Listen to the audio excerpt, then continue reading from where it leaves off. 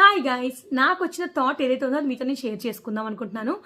Kids ఎవరైతే ఉన్నారో below 3 to 4 years below ఎవరైతే ఉన్నారో వాళ్ళకి మనం ఏదైనా ఒక బొమ్మ కొనాలి అనుకున్నామంటే చాలా మంచిది సెలెక్ట్ చేసి మంచి కాస్ట్లీ ఉన్న బొమ్మలు కొనిస్తూ ఉంటాం. వాళ్ళు కనీసం ఒక నిమిషంలో దాని రూపురేఖలు లేకుండా మార్చేస్తారనమాట. అప్పుడు మనకు చాలా బాధ అనిపిస్తుంది కదా. మెయిన్ మిడిల్ క్లాస్ ఎవరైతే ఉన్నారో వాళ్ళకి చాలా బాగా తెలుసు ఈ సిచ్యువేషన్ ఏంటంటే. సో నేను ఎందుకు చెప్తున్నాను అంటే ఈ విషయం, నేను కూడా చాలా బొమ్మలు ఎక్స్పెన్సివ్ బొమ్మలు అయితే కొంటాను లక్కీకి.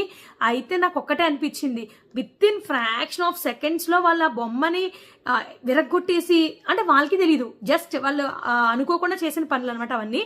దానివల్ల నిజంగా మనం బొమ్మలు అంత కాస్ట్ పెట్టి ఒక్క నిమిషంలో అట్లా పోతే నిజంగా చాలా బాధ అనిపిస్తుంది.